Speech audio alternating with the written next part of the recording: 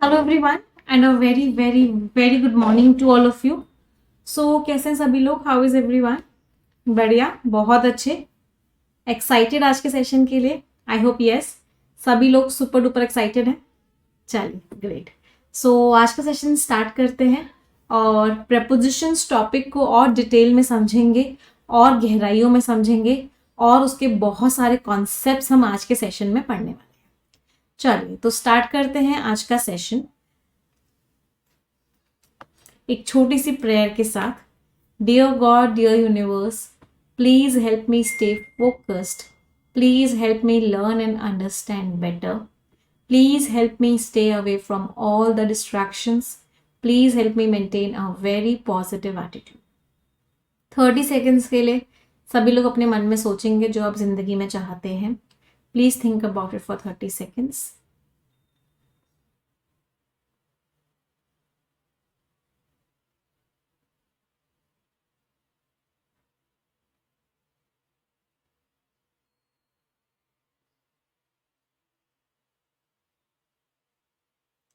Repeat this line with me. Dear God, dear universe, please help each and every one of us get what we want in life.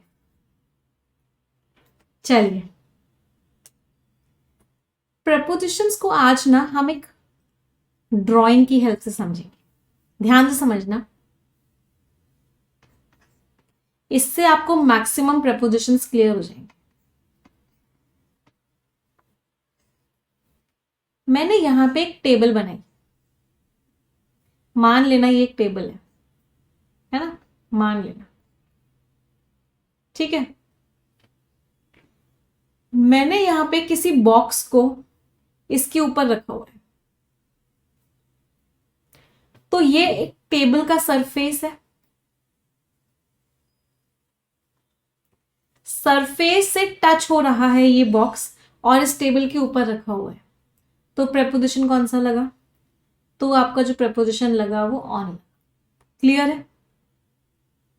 कोई परेशानी नहीं है? चलो, एक लड़की खड़ी हुई है यहां पे, उसने क्या किया, इस बॉक्स को ऐसे नीचे से उठाया और ऊपर की तरफ ऐसे फेंका। उस लड़की ने क्या किया, इस बॉक्स को नीचे से उठाया और ऐसे ऊपर की तरफ फेंका।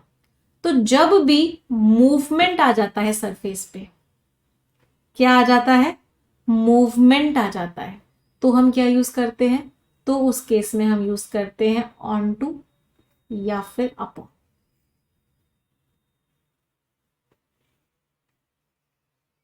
क्लियर है? चलो, अब इस टेबल के अंदर एक ड्रॉर है,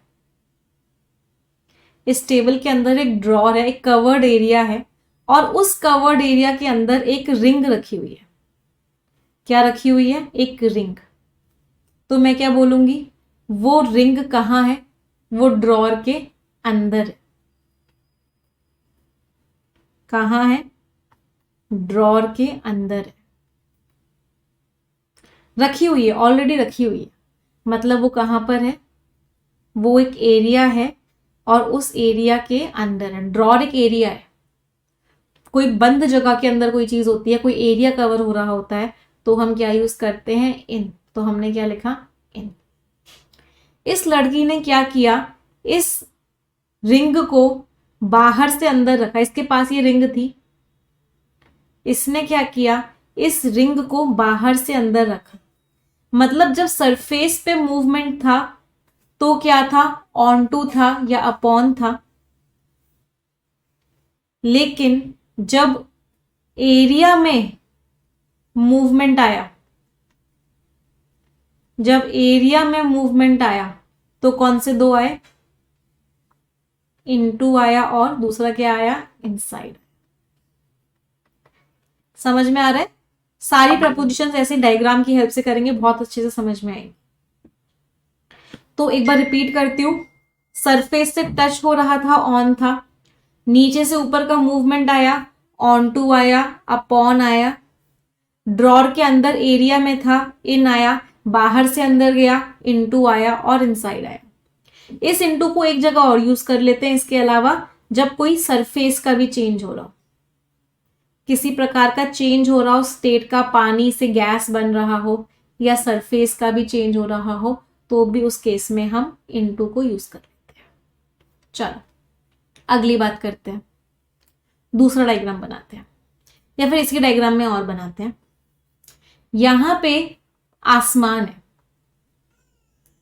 यहां पे क्या है, आसमान है। इसके नीचे एक बिल्ली बैठी हुई है, मान लो ये बिल्ली है। इसके ऊपर एक पंखा चल रहा है।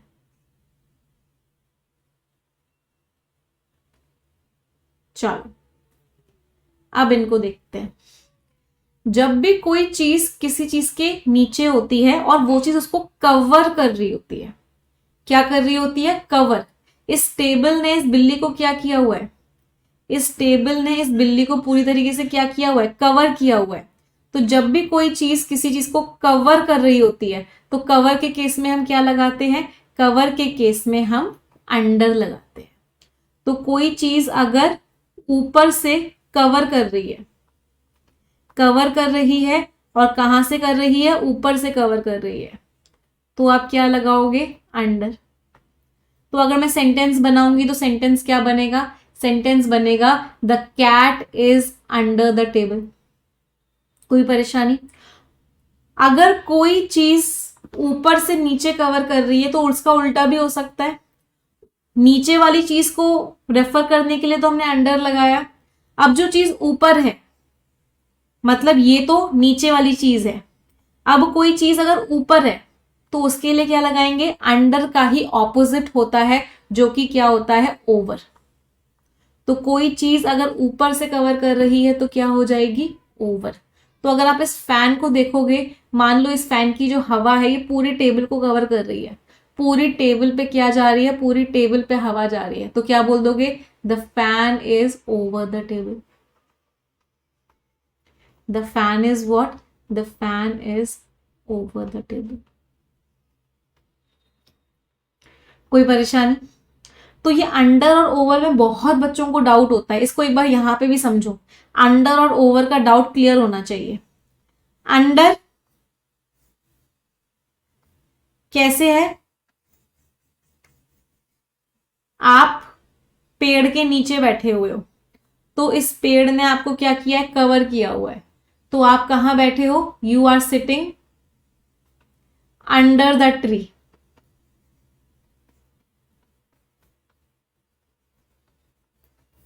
You are sitting under the tree. क्यों? क्योंकि इस पेड़ ने कवर किया हुआ है। एक टेबल है, उसके नीचे ये बॉक्स रखा हुआ है, तो जो बॉक्स है वो कहां है, the box is under the table. अभी सारे बताऊंगी बेटा, थोड़ा सा पेशेंस रखो। The box is under the table. क्यों? क्योंकि इस टेबल ने इस बॉक्स को कवर किया हुआ है। जैसे अंडर है, उसी का ऑपोजिट क्या है, उसी का ऑपोजिट है ओवर। उसी का ऑपोजिट क्या होता है, ओवर। नीचे वाली चीज को अंडर बोलते हैं, तो ऊपर वाली चीज को क्या बोलते हैं, ऊपर वाली चीज को ओवर बोलते हैं। तो कोई चीज आपको ऊपर से कवर की हुई है तो उसको क्या बोलोगे, ओवर। तो मेन मुद्दा क्या है, मेन मुद्दा ये है कि अगर ये चीज आप हो तो जो चीज आपको कवर करेगी वो आपके ऊपर होगी, वर्टिकल होगी। ये आप हो तो जो चीज आपको कवर करेगी वो आपके ऊपर होगी। मतलब यहां पे ये ओवर हो गया और यहां पे ये अंडर हो गया। तो आप देख रहे हो ये जो है इसके जस्ट ऊपर है, ये जो है पेड़ है इसके जस्ट ऊपर है, यहां पे जो फैन था इस टेबल के जस्ट ऊपर था। तो कोई चीज अगर जस्ट ऊपर होगी तो ऊपर वाले को ओवर बोलेंगे और नीचे वाले को अंडर बोलेंगे। क्या अंडर और ओवर का डिफरेंस क्लियर है सभी को? बहुत इंपॉर्टेंट कॉन्सेप्ट है एवरीवन। यस, चलो अब अगर अंडर और ओवर क्लियर है, अब अगले पर आते हैं। अगला है अबव एंड बिलो। जैसे अंडर और ओवर होता है वैसे ही दो और होते हैं, अबव और बिलो।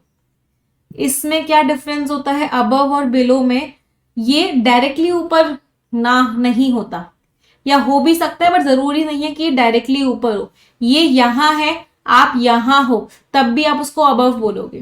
तो अबव क्या दिखाता है? अबव दिखाता है लेवल, कि लेवल इज अप। बिलो दिखाता है लेवल इज डाउन, कि लेवल डाउन है। तो अबव ने हमको क्या दिखाया?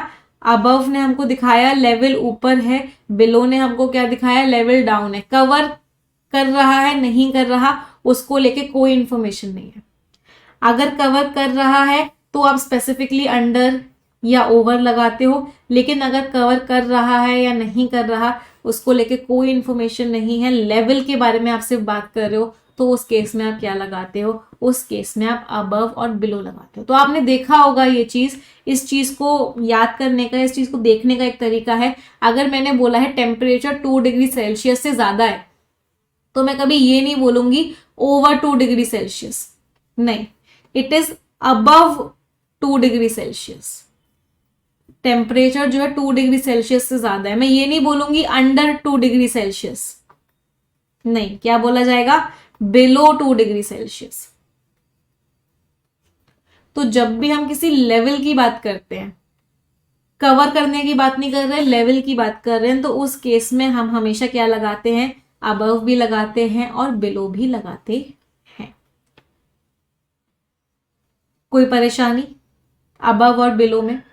तो अगर मैंने आपको बोला कि आप यहां बैठे हो और कोई सामान यहां रखा हुआ है जो आपको कवर नहीं कर रहा है, लेकिन ये सामान यहां रखा हुआ है, तो आप क्या बोलोगे?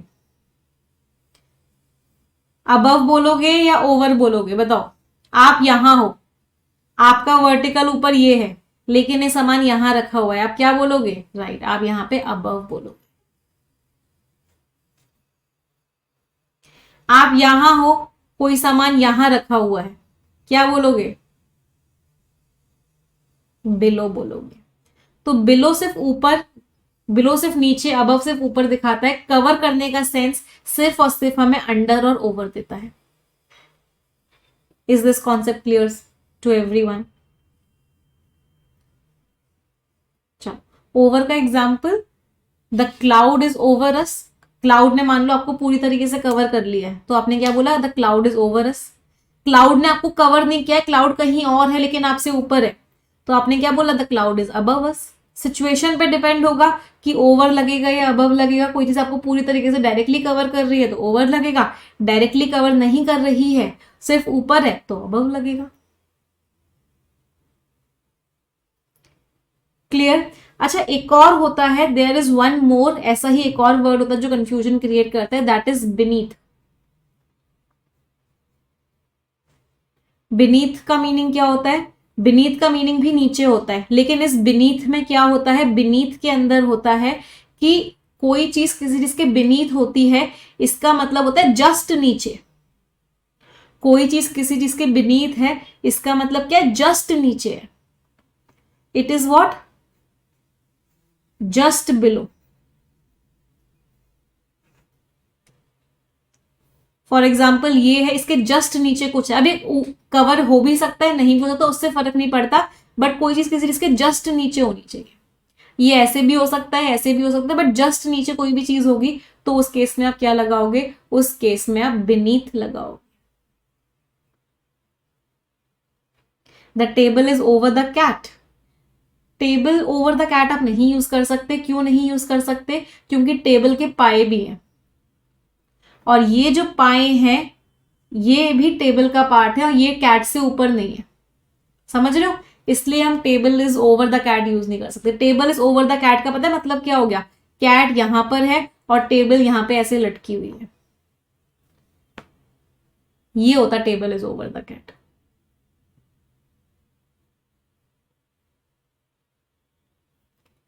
समझ आया हमने table is over the cat क्यों नहीं यूज किया? हर चीज के पीछे लॉजिक है। हाँ, fan is over the cat आ सकता है, बिल्कुल क्लियर। अब मैम स्काई के लिए क्या यूज करते हैं? स्काई के लिए हम अबव वर्ड को यूज करते हैं। द स्काई इज अबव अस। क्यों? क्योंकि ये जब हम स्काई को बता रहे होते हैं तो हम ये नहीं कह रहे होते कि स्काई ने हमको कवर किया हुआ है, नहीं, हम क्या कह रहे होते हैं कि हम अर्थ पे हैं, हम एक नीचे लेवल पे हैं और स्काई जो है, एटमॉस्फेयर जो है अर्थ का, वो यहाँ पर है। तो जब भी हम स्काई की बात करते हैं हम एक तरीके से लेवल बता रहे होते हैं कि we are on earth and sky is above us, sky जो है हमसे ऊपर वाले लेवल पे है। तो स्काई के साथ हम क्या यूज करते हैं, अबव यूज करते हैं, स्काई हमको कवर नहीं करता, इसका सिर्फ हम लेवल बताते समय यूज कर रहे हो। Ma'am feeling over the moon क्या होता है, ये तो एक फ्रेज है बेटा, फ्रेज पे ग्रामर के कॉन्सेप्ट्स नहीं लगते, फ्रेज पे ग्रामर के कॉन्सेप्ट्स नहीं लगते। Feeling over the moon, on cloud nine, ma'am cloud के ऊपर कैसे, क्लाउड का सरफेस कैसे हो सकता है, नहीं, ये तो सिर्फ फ्रेजेस हैं। इसका मीनिंग क्या है, इसका मीनिंग है कि आप बहुत खुश हो, यू आर वेरी हैप्पी। हाँ, table is under the fan, हाँ सही है, table is under the fan,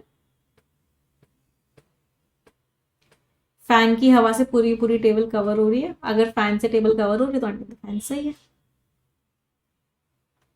clear सभी को? चलो, बीनीथ का मुझे कोई एग्जांपल बताओ। तुम्हारी कॉपी है, उसके नीचे मेरी कॉपी लिख रखी हुई है, टीचर ने कॉपी मांगी आपसे, तो तुम्हारी कॉपी के नीचे मेरी कॉपी है, तो माई notebook is beneath your notebook, तो मेरी कॉपी जो है तुम्हारी कॉपी के जस्ट नीचे है। तो बीनीथ का मीनिंग क्या हो गया, जस्ट नीचे, बीच में कोई गैप नहीं होना चाहिए, जस्ट नीचे होना चाहिए। क्लियर सभी को? चलो आगे बढ़े। मैम अगर फैन ऑफ हो तो फैन ऑफ है, अब देखो भाई कवर कर रहा है या नहीं कर रहा है, कवर नहीं कर रहा है तो अंडर गलत है, कवर कर रहा है तो अंडर सही है। तो कोई यहाँ पे ना अपना लॉजिक लगाना पड़ेगा बेटा, रूल बन गया। रूल क्या बना, कॉन्सेप्ट क्या बना, कॉन्सेप्ट ये बना कि अंडर और बिलो तब यूज करोगे जब पूरी तरीके से कवर हो रहा होगा, अबव सॉरी अंडर और ओवर कब यूज करोगे जब पूरी तरीके से कवर हो रहा होगा, अबव और बिलो कब यूज करोगे जब सिर्फ लेवल की बात हो रही होगी। अब आपको अपना कॉन्सेप्ट, बीनीथ कब यूज करोगे, बीनीथ तब यूज करोगे जब जस्ट नीचे होगी कोई चीज। अब यहां पे आपको अपना कॉन्सेप्ट लगाना है सेंटेंस को देख के कि कवर हो रहा है या कवर नहीं हो रहा है, लेवल ऊपर है या लेवल नीचे है, जस्ट नीचे है, कोई गैप है या नहीं। अब यहां पे अपना क्या लगाना पड़ेगा, अपनी यहां पे अंडरस्टैंडिंग लगानी पड़ेगी। हर एग्जाम्पल में अंडरस्टैंडिंग अलग। Is it clear everyone? आगे बढ़े। चलो अब एक बार वापस से आ जाते हैं इसी पे। तो हमने कौन कौन से की बात करी, हमने बात कर ली ऑन की, ऑन टू अपॉन की, इन की, इनटू इनसाइड की, ओवर की, अंडर की, फिर हमने बात करी अबव की, फिर हमने बात करी बिलो की, फिर हमने बात करी बिनिथ की। चलो अब दो की और बात करते हैं, दो बहुत इंपॉर्टेंट प्रेपोजिशंस। मैं टेबल बनवाऊंगी, डोंट वरी, जब हम लास्ट में प्रेपोजिशन की समरी करेंगे ना तो जितना भी हमने पढ़ा है ना सब की टेबल बनाएंगे। अगली बात करते हैं, मैम जस्ट अबव को तो ऑन बोलते हैं ना बेटा, कोई चीज किसी चीज के जस्ट ऊपर होती है तो उसको तो ऑन बोलते ही हैं। दो और आते हैं पोजिशन वाले ही प्रेपोजिशंस, जिसमें होता है थ्रू और एक होता है अक्रॉस। चलो थ्रू या अक्रॉस में क्या फर्क होता है, जब आप किसी चीज के अंदर से गुजर रहे होते हो, ये कोई पाइप है, इसके अंदर से ये चीटी जा रही है, या ये कोई सुरंग है, ये कोई टनल है, इसके आप अंदर से जा रहे हो, तो उसको क्या बोलते हैं, उसको बोलते हैं through, through the tunnel. Water flows through the pipe,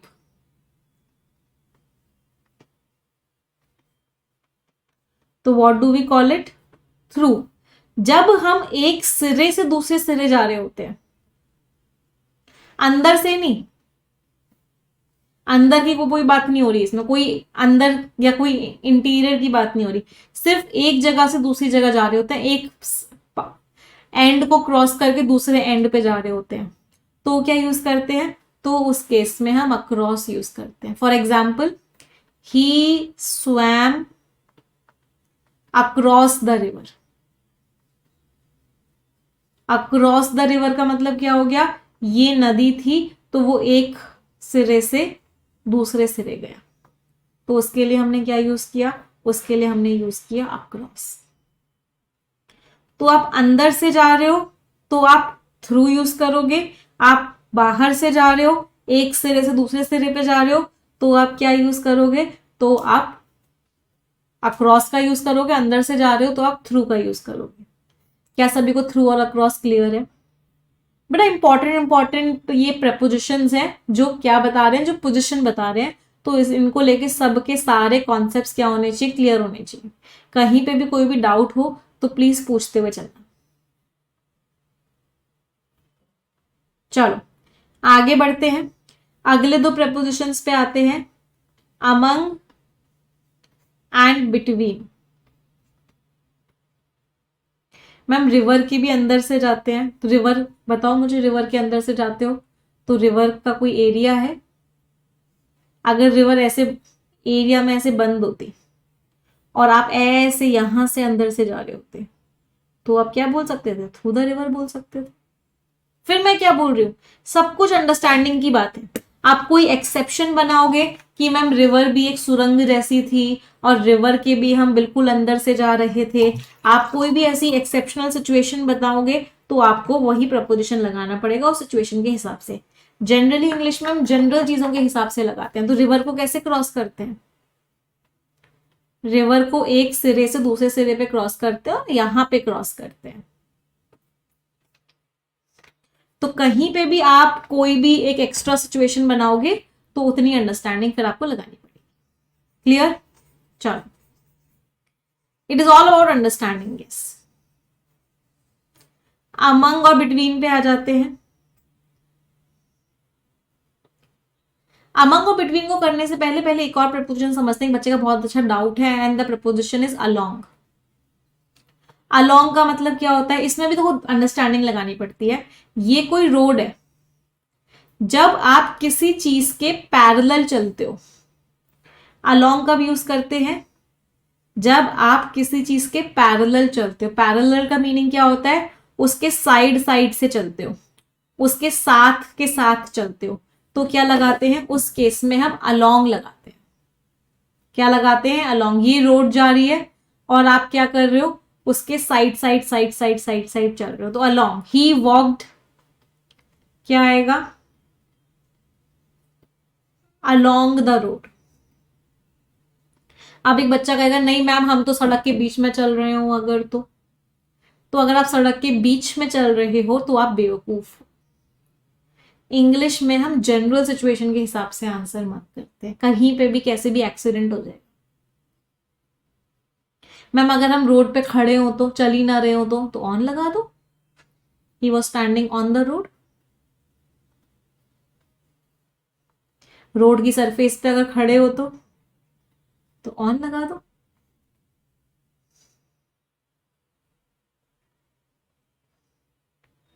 तो अगर रोड के साइड साइड चल रहे हो तो क्या लगाओगे, अलोंग वर्ड का यूज करते हो. अच्छा, पैदल चलने के लिए कौन सा प्रेपोजिशन यूज करते हैं, on. Very important. He walked on foot. हमेशा इस चीज में बहुत सारे बच्चे गड़बड़ करते हैं, फुट के साथ क्या लगाते हैं, ऑन लगाते हैं. You walk on foot. आप कार से चलते हो, टैक्सी से चलते हो, इसके बारे में हमने लास्ट क्लास में बहुत डिस्कशन किया था. बट फुट के साथ वी ऑलवेज यूज ऑन. क्यों? क्योंकि हम अपने पैरों पर खड़े हैं, पैर कोई तरीका नहीं है चलने का, तो इसलिए हम यहाँ पे ऑन लगाते हैं. अब आ जाते हैं मुद्दे की बात पे. और मुद्दे की बात क्या है, मुद्दे की बात है अमंग और बिटवीन की. तो अमंग और बाय वॉक गलत होता है, ऑन फुट. ये बहुत बार एग्जाम में क्वेश्चन भी आता है, ही वॉक्ड बाय वॉक. नहीं, bye walk is wrong, it is on foot. पैदल चल रहे हो तो ऑन फुट. अलोंग के साथ विद वो अलग मीनिंग होता है, उसको भी अभी हम पढ़ेंगे बेटा. अगला है अमंग और बिटवीन. बिटवीन को हम कहाँ यूज करते हैं, बिटवीन को हम जनरली यूज करते हैं दो के लिए. जब ग्रामर बनी थी तो हम बिटवीन को यूज करते थे दो के लिए, और अमंग को हम यूज करते थे दो से ज्यादा के लिए। तो सिंपल सा कॉन्सेप्ट था कि दो लोग हैं तो बिटवीन यूज कर लो, दो से ज्यादा हैं तो अमंग यूज कर लो, राइट। लेकिन उसके बाद क्या हुआ, उसके बाद हुआ ये कि जब लोगों ने सोचा कि मान लो दो से ज्यादा लोग हैं, लेकिन एक बार में तो दो के बीच में ही मैच हो रहा हो, या एक बार में तो दो ही लोग इन्वॉल्व हैं, तो वहां पे कंफ्यूजन क्रिएट होना स्टार्ट हुआ। फॉर एग्जाम्पल, मैं कोई एग्जाम्पल समझाती हूँ। मैंने एक सेंटेंस लिखा, देयर इज फ्रेंडशिप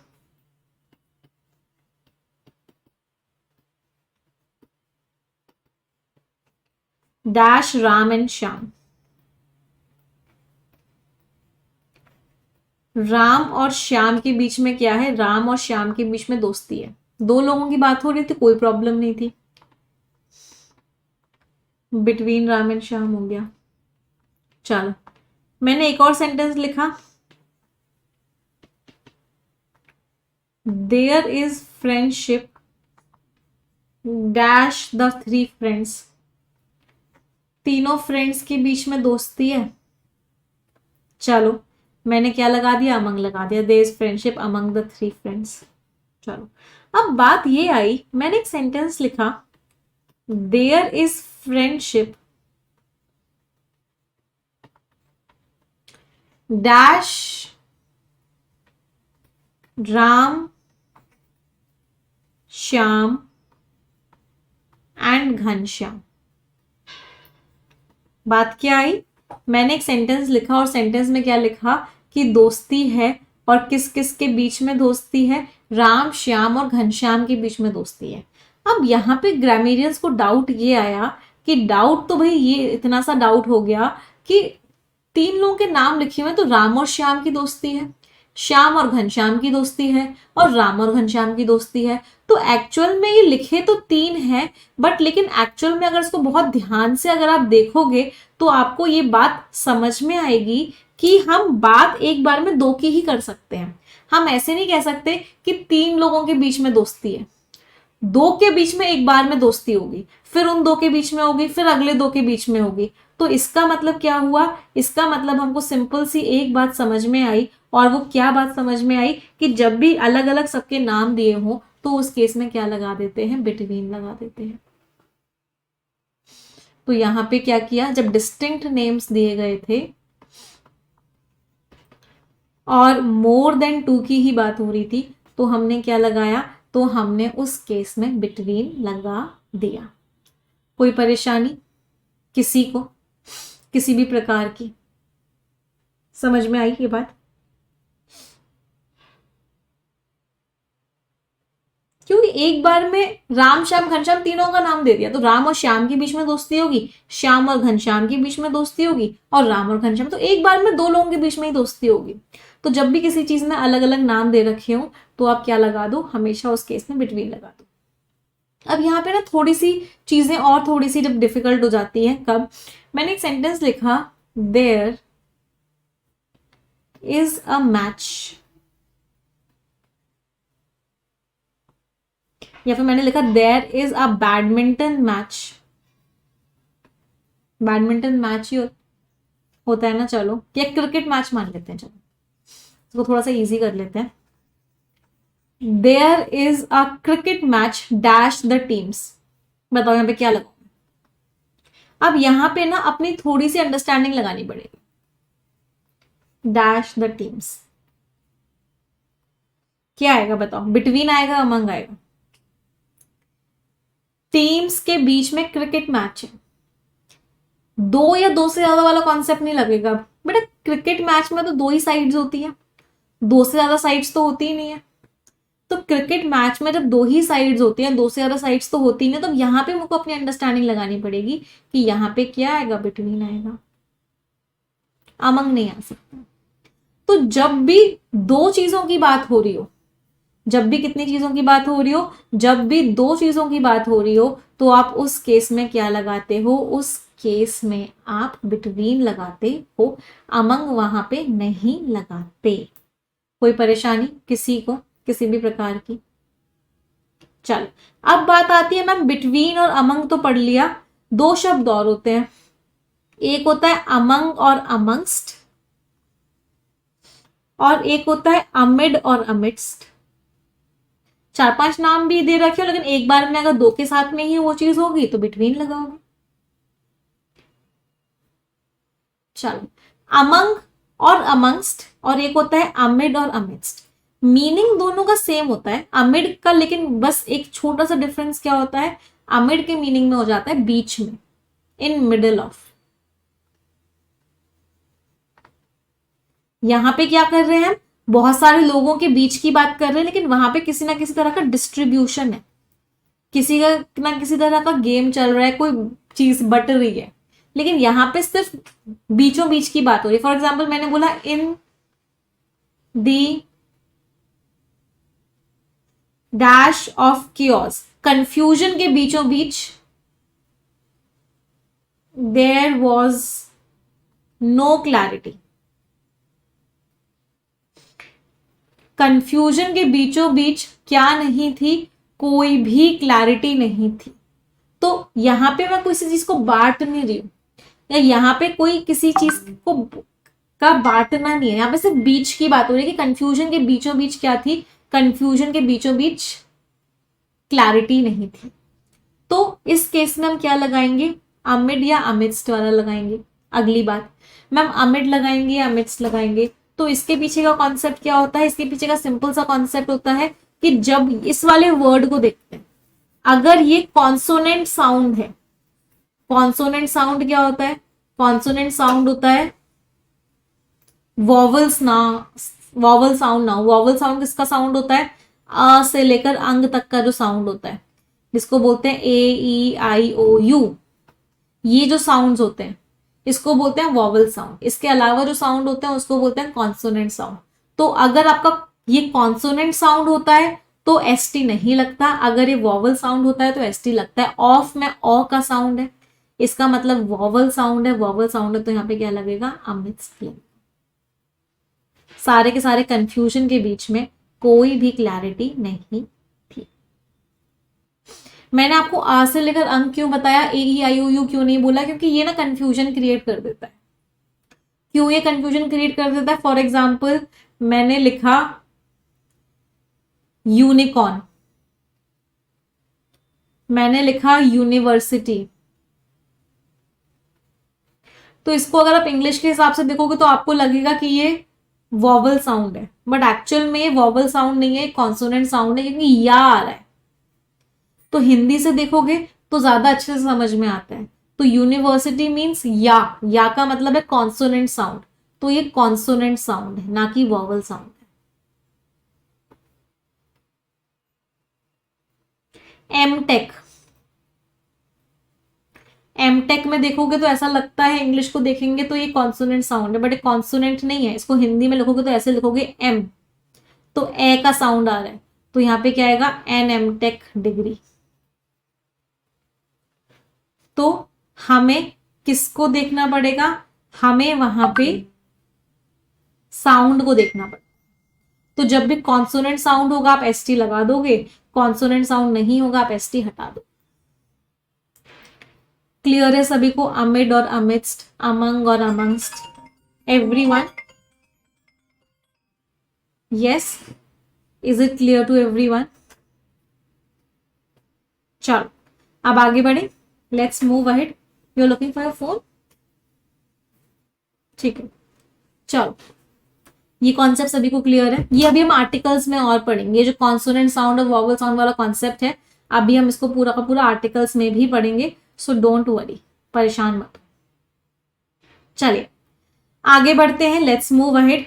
प्रपोजिशंस बहुत मजेदार टॉपिक है, पता है, ऐसा टॉपिक है जिसमें लगता है कि इतने सारे कॉन्सेप्ट्स हैं, और सारे के सारे कॉन्सेप्ट्स में क्या है, सारे के सारे कॉन्सेप्ट्स में बहुत बहुत सारे लॉजिक्स हैं। चलिए आगे बढ़ते हैं, अगले पे आते हैं, बाय और विद। बाई और विद के ना बहुत सारे यूसेजेस होते हैं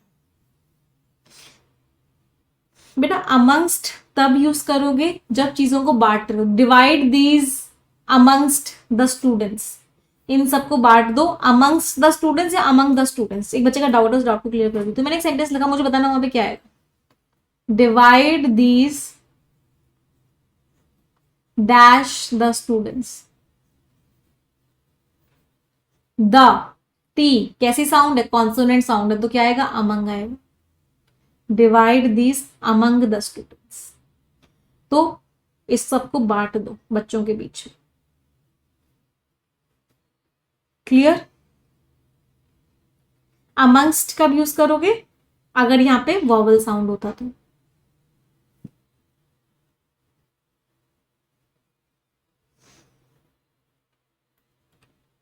divide this land between India and Pakistan. Among India and Pakistan नहीं होगा, दो की बात हो रही है, तो between India and Pakistan.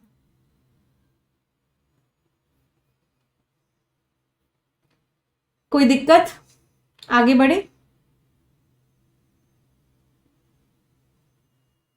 In fact ना यहाँ पे डिवाइड वर्ड नहीं लिखेंगे, ये ना यहाँ पे डिवाइड वर्ड गलत है, इसको हटा दो, डिस्ट्रीब्यूट कर दो इसको। क्यों मैंने डिवाइड वर्ड क्यों हटाया, थोड़ी सी गहराइयों में और जाएंगे तो डिवाइड का तो मतलब ही होता है बाय टू करना। अब यहाँ पे भी एक कॉन्सेप्ट आ गया। मैंने यहां से डिवाइड वर्ड क्यों हटाया, डिवाइड का मतलब क्या होता है, डिवाइड का मतलब होता है आधा आधा करना। तो मतलब दो पार्ट्स में बांट देना, दो पार्ट्स में बांटोगे तो फिर से बिटवीन आएगा, दो पार्ट्स में बांटोगे तो फिर से क्या आएगा, बिटवीन आएगा। क्यों, क्योंकि डिवाइड का मतलब ही होता है दो पार्ट्स में बांटना। तो इसलिए हमने क्या लगाया यहाँ पे, इसलिए हमने यहाँ पे डिस्ट्रीब्यूट कर दिया डिवाइड को हटा के। चलो आगे बढ़े। अब आते हैं बाय और विद। बाय और विद के बहुत सारे यूसेजेस हैं। पहला यूज पढ़ते हैं बाय और विद का। जब भी कोई काम किसी लिविंग थिंग के द्वारा किया जाता है, जब भी कोई काम किसी लिविंग थिंग के द्वारा किया जाता है तो हम वहां पे क्या लगाते हैं, बाय लगाते हैं। For example, it was painted by me, this book is written by Dholu. ये मेरे द्वारा पेंट किया गया, ये किताब ढोलू के द्वारा लिखी गई। जब भी हम नॉन लिविंग थिंग की बात करते हैं कि ये काम किसी के द्वारा किया गया, तो हम क्या लगाते हैं, बट वो नॉन लिविंग थिंग होती है तो हम क्या लगाते हैं, with. For example, cut it with a knife. इसको चाकू से काट दो। और क्या बोल सकते हैं, ही हिट द डॉग। उसने डॉग को मारा, किससे मारा, एक लकड़ी से मारा, विद अ स्टिक। तो जब भी हम नॉन लिविंग थिंग की बात कर रहे हैं, किसी के द्वारा कोई चीज हो रही है, तो हमने वहां पे क्या लगाया, हमने वहां पे विद लगाया। तो एक सिंपल सा डिफरेंस तो ये था कि बाई को हम किसके साथ यूज करते हैं, लिविंग थिंग के साथ यूज करते हैं, और विद को हम किसके साथ यूज करते हैं, विद को हम नॉन लिविंग थिंग के साथ यूज करते हैं। चलो अगली चीज, अगला कॉन्सेप्ट क्या कहता है, बाई को हम टाइम के लिए भी यूज करते हैं। बाई को टाइम के लिए कैसे यूज करते हैं, देखो।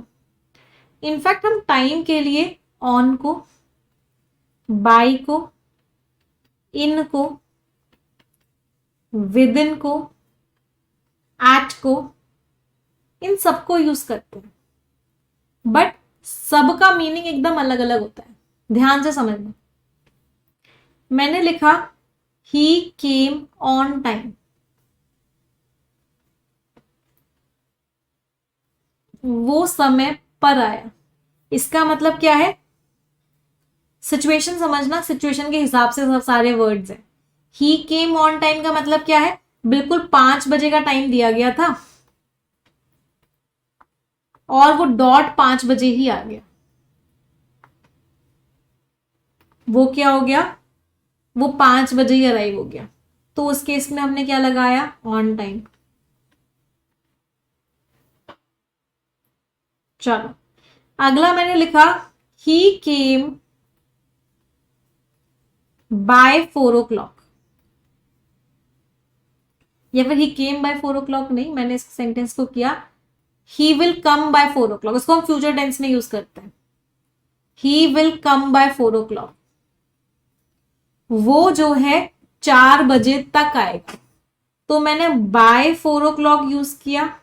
इसका मतलब क्या हुआ, इसका मतलब हुआ हो सकता है वो 2 बजे भी आ जाए, हो सकता है वो 3 बजे भी आ जाए, और हो सकता है वो 4 बजे भी आ जाए, मतलब 4 बजे के बाद नहीं आएगा, मतलब उसकी लिमिट है कि वो 4 बजे तक आएगा। तो और इसको आप हमेशा फ्यूचर टेंस में यूज करते हो, याद रखना, मतलब जब भी फ्यूचर के बारे में बता रहे होते हो तभी बाई को हम यूज करते हैं।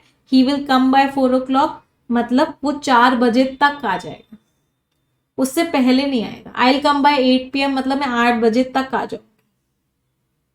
चलो अगला, इन, ही came in time. In time का मतलब क्या होता है, इन टाइम का मतलब होता है समय के अंदर ही अंदर, मतलब फॉर एग्जाम्पल अगर समय था 5 बजे का, तो 5 बजे के अंदर ही अंदर आ गए, मतलब हो सकता है 2 बजे आ जाए, हो सकता है 3 बजे आ गए हो सकता है 4 बजे आ गए, हो सकता है 5 बजे से पहले पहले तक आ गए। तो इन टाइम का मतलब क्या होता है, समय के अंदर ही अंदर, तो जितना समय दिया गया था उसके अंदर ही अंदर आ गए, मतलब उस समय को क्रॉस नहीं किया। कोई परेशानी? चलो, विद इन, इसको हम यूज करते हैं he came with in 4 hours, वो 4 घंटों के अंदर ही आ गया, इसको हम इस तरीके से यूज करते हैं, he came with in 4 hours। Within in 4 hours का मतलब क्या है, वो 4 घंटों के अंदर ही अंदर आ गया, मतलब हो सकता है वो 2 घंटे में आ गया हो सकता है वो 2.5 घंटे में आ गया हो सकता है वो 3 घंटे में आ गया हो सकता है वो 3.5 घंटे में आ गया हो, लेकिन वो 4 घंटे के अंदर ही अंदर आ गया, तो उसके लिए क्या यूज करते हैं, within. Within a week means एक हफ्ते के अंदर ही अंदर। चलो अगला, एट हम यूज करते हैं टाइम के साथ, he will come at 4 o'clock,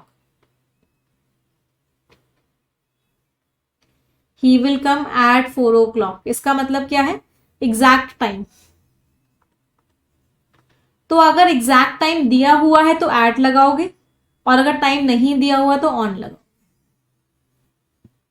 4 बजे दिया हुआ था, 6 बजे दिया हुआ था, 8 बजे दिया हुआ था, तो क्या लगाया, एट। समय नहीं दिया हुआ, बस ये बताया हुआ है कि उस समय पर आ गया, तो क्या लगाओगे, ऑन टाइम।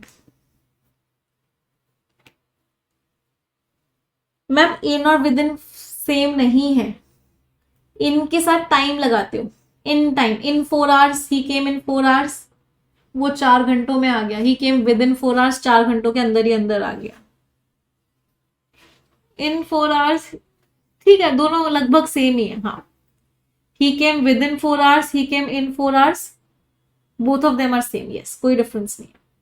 बट टाइम के साथ he came with in time is wrong, he came in time. कोई परेशानी किसी को, किसी भी प्रकार की? आगे बढ़े, एक बार इसकी टेबल बना ले तो और क्लियर हो जाएगा। अब मैं आपसे पूछती हूँ, आप लोग मुझे बताओगे। डैश 4 o'clock, अभी क्लियर हो जाएगा। बाय 5 o'clock, लेकिन ये हो सकता है 3 बजे भी आया हो, 4 बजे भी आया हो, 5 बजे भी आया हो, और ये फ्यूचर टेंस है। डैश टाइम पर आया है, डैश टाइम, हो सकता है वो 3 बजे आया हो, 4 बजे आया हो, लास्ट 5 बजे। डैश 4 hours, हो सकता है 1 घंटा लगा हो सकता है 2 घंटे लगे हो सकता है 3 घंटे लगे, लेकिन 4 घंटे से कम लगे हैं, 4 hours के अंदर ही अंदर आ गए वो। चलो, ही केम एग्जैक्ट टाइम पे आया तो on 4 o'clock. I will come by 5 o'clock. Future का इवेंट है 3, 4, 5. एग्जैक्ट टाइम पे आया है तो एट, नहीं एक second, my mistake eight 4 o'clock. यहाँ पे 4 o'clock लिखा हुआ है, यहाँ पे ऑन आएगा, ऑन टाइम.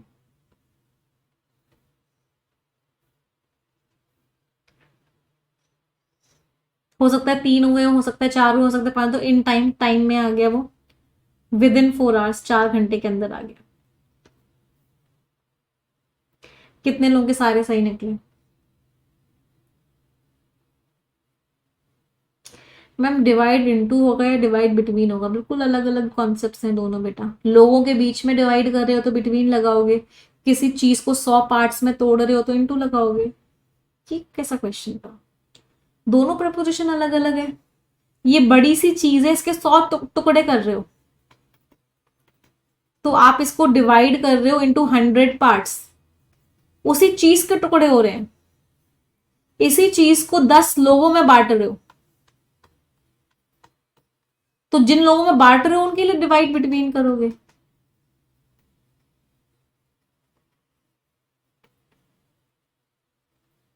या 2 पार्टीज में बांट रहे हो, दोनों बिल्कुल अलग अलग है. ये जिसमें बांट रहे हो उसकी बात है, इसको तोड़ रहे हो आपस में उसकी बात है. ऐसे कंफ्यूज क्यों होते हो? प्रपोजिशन हमेशा अपने ऑब्जेक्ट के हिसाब से आती है बेटा, इस चीज को हमेशा याद रखा करो. चलो, कोई परेशानी टाइम में?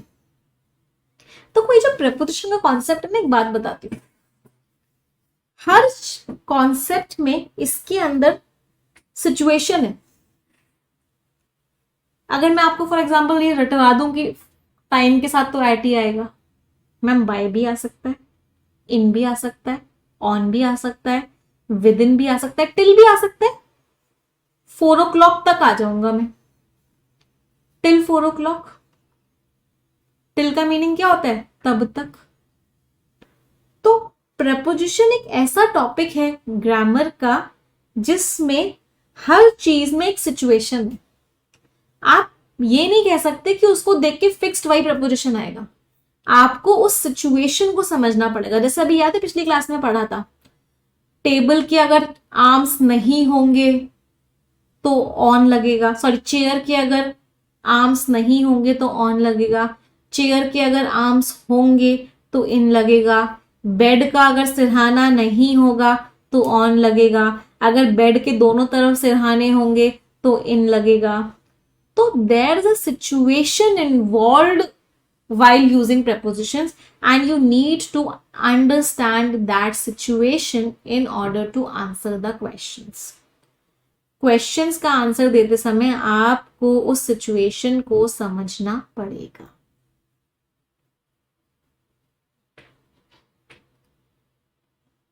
क्लियर सभी को? चलो, अब एक क्वेश्चन जो बहुत बार एग्जाम्स में आता है, टाइम से रिलेटेड ही है. मैंने लिखा, पूछा, what is the time dash your clock. इसमें बहुत सारे बच्चे गलती करते हैं. क्लॉक भी क्यों बोलते हैं, वॉच बोलते हैं. वैसे क्लॉक के साथ भी सेम ही आता है, बट मैं आपसे पूछ रही हूं तो आपकी घड़ी है. चलो बताओ इसमें क्या आएगा. सबसे पहले तो घड़ी के अंदर समय नहीं होता. बहुत सारे लोग इसमें इन लगाते हैं, what is the time in your watch.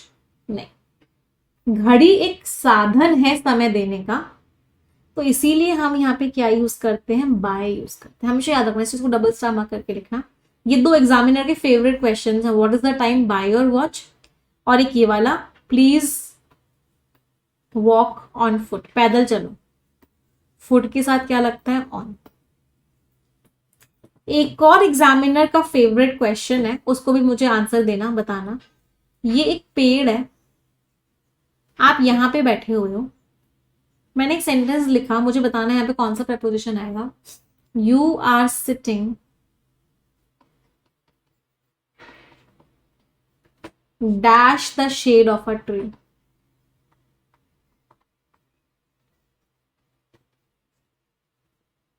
बताओ.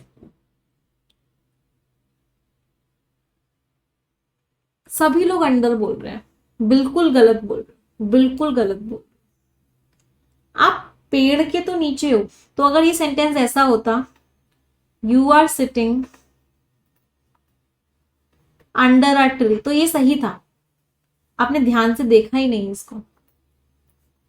अगर ये सेंटेंस ऐसा होता, you are sitting under a tree, सही था, पेड़ की छांव है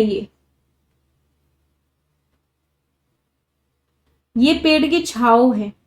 इस पेड़ की छांव ने एक एरिया बना रखा है और आप उस छांव में हो। ये एग्जाम में बहुत बार क्वेश्चन आ चुका है, बहुत सारे बच्चे आता हुआ क्वेश्चन गलत कराते हैं। तो आप पेड़ के तो नीचे हो, लेकिन पेड़ की छांव में हो। शेड का मीनिंग क्या है? में। तो क्या आएगा? You are sitting in the shade of it.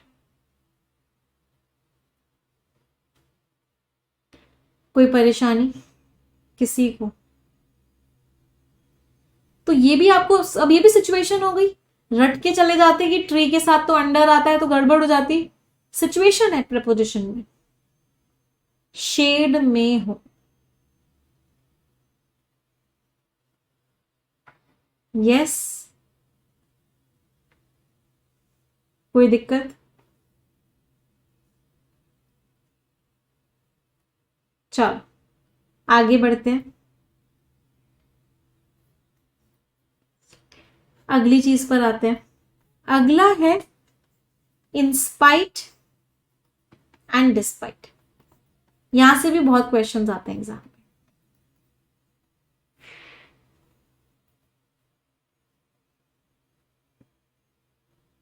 नहीं, ये शेड ने एक एरिया बना लिया, एक कमरा जैसा बना दिया। अब इसको ऐसे समझ सकते हो कि एक कमरा है, छांव ने एक कमरा सा बना लिया है, इसके बाहर धूप है, इसके अंदर धूप नहीं है। तो ये क्या है? एक तरीके से एक रूम है जहां पे धूप नहीं है। तो क्या लगाया? इसलिए इन। जब आप किसी चीज के अंदर होते हो, कोई चीज आपको पूरी तरीके से घेरे हुई होती है, शेड ने आपको पूरी तरीके से घेर लिया है। तो जब कोई चीज आपको घेरे हुई होती है पूरी तरीके से, तो क्या लगाते हैं? इन लगाते हैं, जब भी कोई एनक्लोज्ड एरिया होता है। तो what do we use? We use in. Clear? चलो अगले पर आते हैं। अंडर तब लगता है जब कोई चीज आपके ऊपर होती है और आपको कवर कर रही होती है ऊपर से। डिफरेंस समझो, इनमें वो चारों तरफ से कवर की हुई है, अंडर में सिर्फ ऊपर से कवर कर रही होती है। तो इसलिए ट्री के केस में अंडर था, शेड के केस में इन है।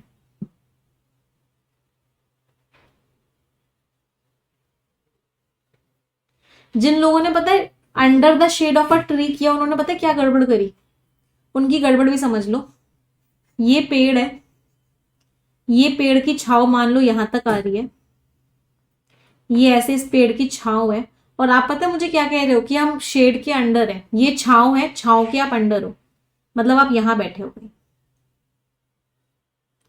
तो जिन लोगों ने बोला है कि we are sitting under the shade of a tree, इसका मतलब पता है क्या हो गया? इसका मतलब ये हो गया कि ये पेड़ है, ये छाव है, छाव के भी आप नीचे हो।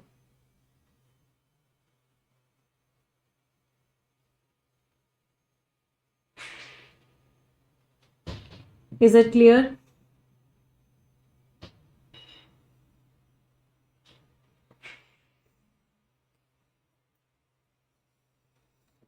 चलो आगे बढ़ते हैं, अब बात करते हैं इंस्पाइट और डिस्पाइट।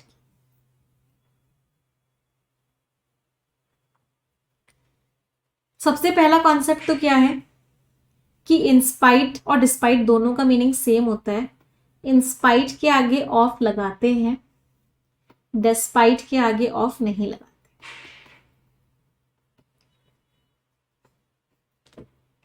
इन दोनों का मतलब क्या होता है? के बावजूद।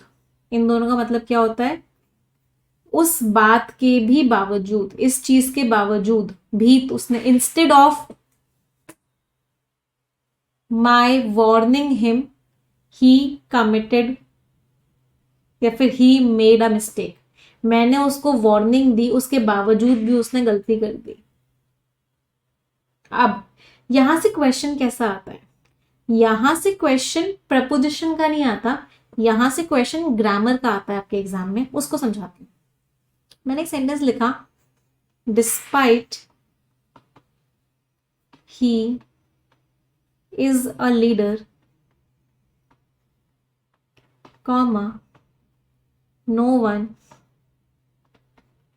Lessons to him. इसमें मुझे बताओ क्या गड़बड़ है। Despite he is a leader, no one listens to him.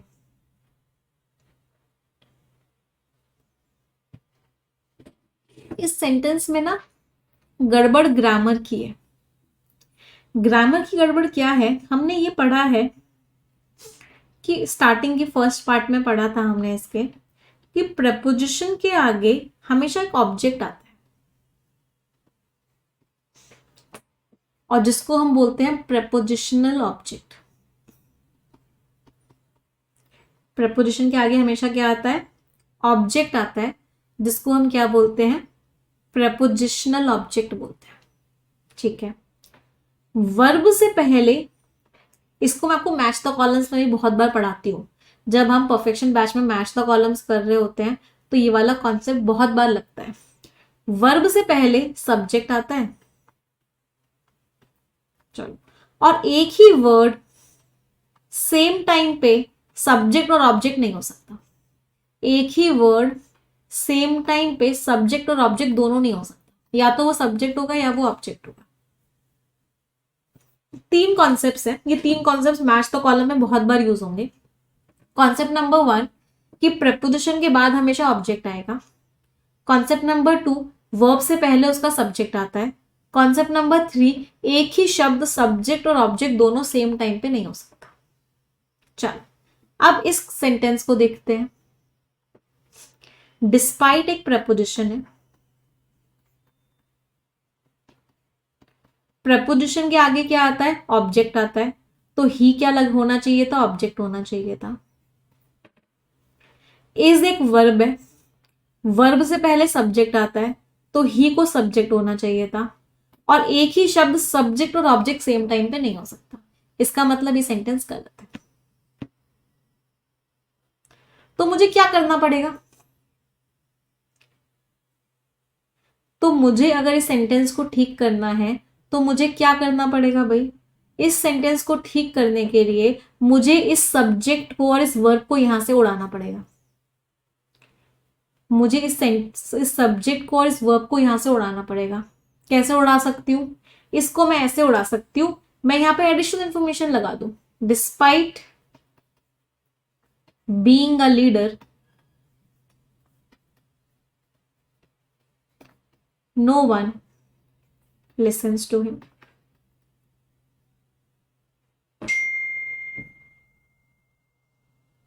इसको थोड़ा सा और इजी कर लेते हैं, despite of him being a leader no one listens of to him. उसके लीडर होने के बावजूद भी कोई भी उसकी नहीं सुनता है। ये ऑफ आ गया, अच्छा डिस्पाइट के आगे ऑफ तो लगाते ही नहीं है तो इसको इंस्पाइट कर देते हैं। In spite of him being a leader no one listens to him. अब क्या हुआ, ध्यान से देखो, ये क्या था, प्रपोजिशन था, प्रपोजिशन के बाद ये क्या आ गया, ऑब्जेक्ट आ गया।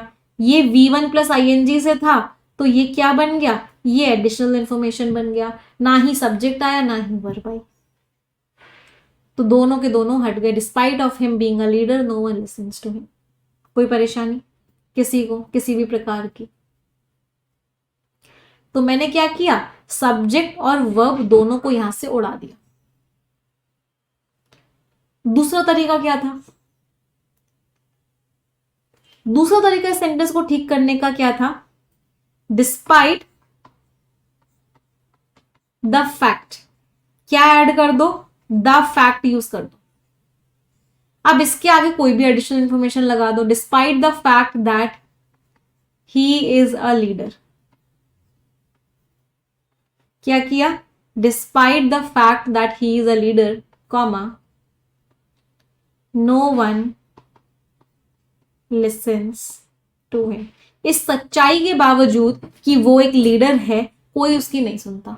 ये जो है ये सारी की सारी एडिशनल इन्फॉर्मेशन बन गई द फैक्ट की। एडिशनल इन्फॉर्मेशन की सब्जेक्ट वर्ब को नहीं मानते हैं, ये क्या बन गया, ये ऑब्जेक्ट बन गया। तो यहां से भी एडिशनल सब्जेक्ट और वर्ब हट गया। तो दूसरा तरीका इसको ठीक करने का ये था। समझ आ रहा है? जिन गहराइयों में मैं आपको लेके जाने की कोशिश कर रही हूँ, क्या आप उन गहराइयों में जा पा रहे हैं? देखो मेरे लिए ना बड़ा आसान है आप लोगों को रटवा देना कि इंस्पाइट के आगे ऑफ लगा दो, डिस्पाइट के आगे मत लगाओ, डिस्पाइट के आगे द फैक्ट लगा दो, यहाँ पे इन लगा दो, यहाँ पे ऑन लगा दो। मेरे लिए बड़ा आसान है। बट मैं क्या चाह रही हूँ, जब हम ग्रामर को फाउंडेशन से पढ़ रहे हैं तो हम गहराइयों में जाके समझे, क्योंकि रटने से काम नहीं चलेगा। एग्जामिनर आपको हमेशा कुछ ऐसा दे देगा कि जिससे कि आपका रटा रटाया सब बेकार हो जाएगा। तो इसीलिए पहले बेसिक पढ़ना जरूरी है, इसीलिए पहले चीजों को समझना जरूरी है, तभी आप कॉन्सेप्ट्स को अप्लाई कर पाओगे। और इसकी समरी मैं आपको लास्ट में करवाऊंगी, जब हम इसकी पूरी एक टेबल बनाएंगे। हम क्या करेंगे, जितने भी प्रपोजिशन हम पढ़ रहे हैं ना, लास्ट में हम उसकी एक पूरी टेबल बनाएंगे। उसका प्रपोजिशन होगा, उस प्रपोजिशन का हिंदी मीनिंग होगा, उस प्रपोजिशन का यूसेज होगा, उस प्रपोजिशन का एग्जाम्पल होगा और उस प्रपोजिशन का एक्सेप्शन होगा। तो लास्ट में आपको सिर्फ वो प्रपोजिशन की टेबल से रिवाइज करना होगा। अभी गहराई जरूरी है समझने के लिए इंग्लिश को।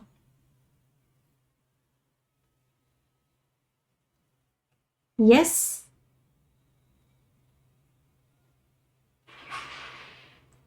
चलो तो आगे के पार्ट्स इसके हम अपनी अगली क्लास में करेंगे। आई होप आप सभी को समझ में आ रहा है, मजा आ रहा है सेशन में। एवरीवन, यस और नो माय चैंपियंस? तो सेशन आज का एंड करते हैं।